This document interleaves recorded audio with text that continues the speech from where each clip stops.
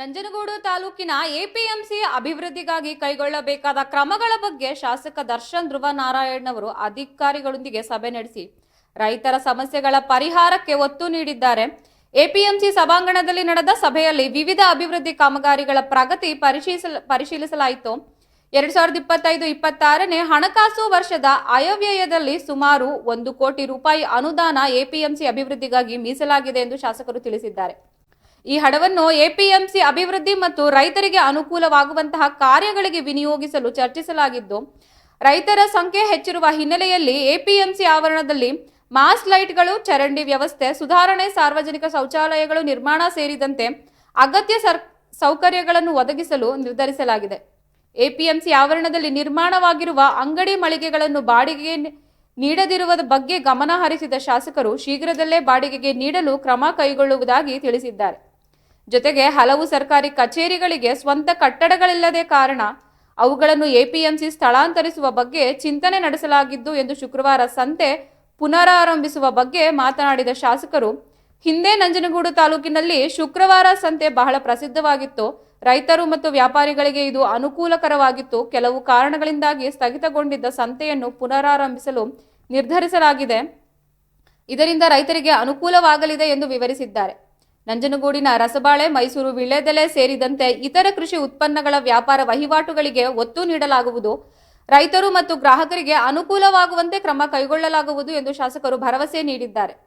ಸಭೆಯಲ್ಲಿ ಮಾಜಿ ಶಾಸಕ ಕಳಲೆ ಕೇಶವಮೂರ್ತಿ, ಎಪಿಎಂಸಿ ಅಧಿಕಾರಿ ಮಹೇಶ್ ಹಾಗೂ ರೈತ ಮುಖಂಡರು ಮತ್ತು ಅಧಿಕಾರಿ ಸಿಬ್ಬಂದಿ ಉಪಸ್ಥಿತರಿದ್ದರು. ಮುಖ್ಯವಾಗಿ ಫೈನಾನ್ಷಿಯಲ್ ಇಯರ್ 25-26 2025-26ನೇ ಫೈನಾನ್ಷಿಯಲ್ ಇಯರ್ನ ಅನುದಾನ ಏನಿದೆ, ಸುಮಾರು 1 ಕೋಟಿಯಷ್ಟು ಅನುದಾನಕ್ಕೆ ನಾವು ಇಲ್ಲಿನ ಅಭಿವೃದ್ಧಿ ಕಾರ್ಯಗಳನ್ನ ಯಾವ ರೀತಿ ಮಾಡೋದ್ರ ಬಗ್ಗೆ ಇವತ್ತು ಸಭೆಯಲ್ಲಿ ಚರ್ಚೆನ ಮಾಡಿದ್ದು. ಇವರು ಸುಮಾರು ವರ್ಕ್ಗಳನ್ನು ತೊಗೊಂಡಿದ್ರು. ಅದು ಆಲ್ಮೋಸ್ಟ್ ಟೆಂಡರ್ ಕೂಡ ಹೋಗ್ಬಿಟ್ಟಿತ್ತು. ಅದಾದ್ಮೇಲೆ ನಮ್ಮ ಗಮನಕ್ಕೆ ಬಂದ ಮೇಲೆ ನಾನು ಮತ್ತೆ ಈ ಏನು ಕಾಮಗಾರಿಗಳಿದೆ ಇದನ್ನು ನಾವೆಲ್ಲರೂ ಕೂಡ ಸೇರಿ ಚರ್ಚೆ ಮಾಡಿ ನಾವು ಕೈಗೆತ್ತಿಕೊಬೇಕಾಗ್ತದೆ. ಏಕಾಏಕಿ ಆರ್ಬಿಟ್ರರಿ ಆಗಿ ಇವತ್ತು ಸಮಿತಿಗೆ ಬಾಡಿ ಇಲ್ಲ, ಆದರೂ ಕೂಡ ಇವತ್ತು ತಹಸೀಲ್ದಾರ್ ಅವರು ಅಡ್ಮಿನಿಸ್ಟ್ರೇಟರ್ ಆಗಿದ್ದಾರೆ. ಕ್ಷೇತ್ರದಲ್ಲಿ ನಾವು ಕೂಡ ಒಬ್ಬ ಜನಪ್ರತಿನಿಧಿಯಾಗಿರ್ತೀವಿ, ನಾವು ಕೂಡ ಇದ್ದೇವೆ. ಅದರಿಂದ ನಾವೆಲ್ಲರೂ ಕೂಡ ಸೇರಿ ಕನ್ಸಲ್ಟ್ ಮಾಡಿ ಇವತ್ತು ಏನೇನು ಕಾಮಗಾರಿಗಳು ತೊಗೊಂಡು ಅದ್ರ ಬಗ್ಗೆ ಚಿಂತನೆ ಇವತ್ತು ಮಾಡಿದ್ದೇವೆ. ಅವರು ಕೊಟ್ಟಿದ್ದಂಥ ಪಟ್ಟಿಗಳಲ್ಲಿ ಸುಮಾರು 7 ಲಕ್ಷಕ್ಕೆ ನಮ್ಮ ಜನರಲ್ ಮಾರುಕಟ್ಟೆ ಈಗ ಹೊಸದಾಗಿ ನಿರ್ಮಾಣ ಆಗ್ತಾಯಿದೆ, ನೋಡಿದ್ದೀನಿ. ಕಾಂಪೌಂಡ್ ಕೂಡ ಆಗ್ತಾಯಿದೆ. ಅಲ್ಲಿಗೆ ಸುಮಾರು 7 ಲಕ್ಷ ರೂಪಾಯಿಗಳಿಗೆ ಒಂದು ಕುಡಿಯೋ ನೀರಿನ ಘಟಕವನ್ನು ತೊಗೊಬೇಕು ಅಂತ ತಿಳಿಸಿದ್ರು. ಅದು ಕೂಡ ಇವತ್ತು ಪಾಸ್ ಮಾಡಿದ್ವಿ. ಜೊತೆಗೆ ನಮ್ಮ ಏನು ಮುಖ್ಯ ಮಾರುಕಟ್ಟೆ ಇಲ್ಲೇನಿದೆ, ಸಭಾಂಗಣ ಏನಿದೆ, ಇಲ್ಲಿ ಮಹಿಳೆಯರಿಗೆ ಒಂದು ಶೌಚಾಲಯವನ್ನು ನಿರ್ಮಾಣ ಮಾಡಬೇಕು ಅಂತ ಅವ್ರು ಹೇಳಿ 3 ಲಕ್ಷಕ್ಕೆ ಆ ಕಾಮಗಾರಿಯನ್ನು ಕೂಡ ತೊಗೊಂಡಿದ್ದೇವೆ. ಮಹಿಳೆಯರಿಗೆ ಶೌಚಾಲಯ. ಜೊತೆಗೆ ನಮ್ಮ ಸಮಿತಿಯ ಮುಖ್ಯ ಮಾರುಕಟ್ಟೆ ಈ ಒಂದು ಪ್ರದೇಶದಲ್ಲಿ ಕ್ಯಾಟಲ್ ಟ್ರ್ಯಾಪ್ ಅನ್ನು ಕೂಡ ಮಾಡಬೇಕು ಅಂತ ಹೇಳಿದರು. ಅದು ಸ್ವಲ್ಪ ಕನ್ವಿನ್ಸಿಂಗ್ ಇರಲಿಲ್ಲ, ಅದನ್ನು ಡ್ರಾಪ್ ಮಾಡ್ತೀವಿ. ಸುಮಾರು 28,50,000 ರೂಪಾಯಿಗೆ ಅದು ಎಸ್ಟಿಮೇಟ್ ಆಗಿತ್ತು. ಅದನ್ನು ನಾವು ಡ್ರಾಪ್ ಮಾಡಿದ್ದೀವಿ ಮೀಟಿಂಗಲ್ಲಿ. ಅದಕ್ಕೆ ನಾವು ಆಲ್ಟರ್ನೇಟ್ ಆಗಿ ಬೇರೆ ಬದಿ ಕಾಮಗಾರಿಗಳನ್ನ ಕೊಡ್ತೀವಿ, ಅದನ್ನು ಚರ್ಚೆ ಮಾಡಿ ಕೊಡ್ತೀವಿ ಅಂತ ತಿಳಿಸಿದ್ದೇವೆ. ಅದರಲ್ಲಿ ಇಲ್ಲೇ ಸಜೆಷನ್ ಕೊಟ್ಟರು. ಸ್ಟ್ರೀಟ್ ಲೈಟ್ ವ್ಯವಸ್ಥೆ, ಐಮಾಸ್ಕು ಸ್ಟ್ರೀಟ್ ಲೈಟನ್ನು ಮಾಡಿಕೊಡಿ ಅಂತ ಹೇಳಿದ್ದಾರೆ. ಆಮೇಲೆ ಎಲ್ಲೆಲ್ಲಿ ಡ್ರೈನೇಜ್ ನೀರು ನಿಲ್ತಾ ಇದೆ ಅದನ್ನು ಕೂಡ ಬಗೆಹರಿಸಲಿಕ್ಕೆ ಈ ಒಂದು ಅನುದಾನವನ್ನು ಯುಟಿಲೈಸ್ ಮಾಡಿ ಅಂತ ಎಸ್ಟಿಮೇಟ್ ಮಾಡಲಿಕ್ಕೆ ಇಂಜಿನಿಯರ್ ಕೂಡ ತಿಳಿಸಿದರು. ಜೊತೆಗೆ ಮುಖ್ಯ ಮಾರುಕಟ್ಟೆಯಲ್ಲಿ ಸುಮಾರು ಅಡಿಷ್ನಲ್ ಆಗಿ 5 ಮಳಿಗೆಗಳನ್ನು ತೊಗೊಬೇಕು, ಕನ್ಸ್ಟ್ರಕ್ಟ್ ಮಾಡಬೇಕು ಅನ್ನೋದನ್ನು ಇವತ್ತು ಹೇಳಿದ್ದು. ಅದು ಸುಮಾರು 31,50,000 ರೂಪಾಯಿಗಳಿಗೆ ಅದನ್ನು ಎಸ್ಟಿಮೇಟ್ ಮಾಡಿದೆ. ಮಾರುಕಟ್ಟೆಯಲ್ಲಿರುವಂಥ ಮಳಿಗೆಗಳಲ್ಲಿ ಇನ್ನೂ ಸುಮಾರು 9 ಮಳಿಗೆಗಳು ವೇಕೆಂಟ್ ಇದ್ದಾವೆ. ಸೊ ಅದನ್ನು ಪ್ರೈವೇಟೈಸ್ ಮಾಡಿ ಅದನ್ನು ಫಿಲಪ್ ಮಾಡಬೇಕು. ಯಾಕೆಂತಂದರೆ ಹಲವಾರು ಬಾರಿ ಟೆಂಡರ್ ಕರೆದ್ರೂ ಕೂಡ ಅಲ್ಲಿಗೆ ಯಾರು ಕೂಡ ನಮಗೆ ಆ ಒಂದು ಮಳಿಗೆಗೆ ವ್ಯಾಪಾರ ಮಾಡಲಿಕ್ಕೆ ಯಾರು ಕೂಡ ಬರ್ತಾಯಿಲ್ಲ. ಆದ್ದರಿಂದ ಅದನ್ನು ಈಗ ನಾವು ನಮ್ಮ ಸರ್ಕಾರಿ ಕಚೇರಿಗಳಿಗೆ ಕೊಡಬೇಕು.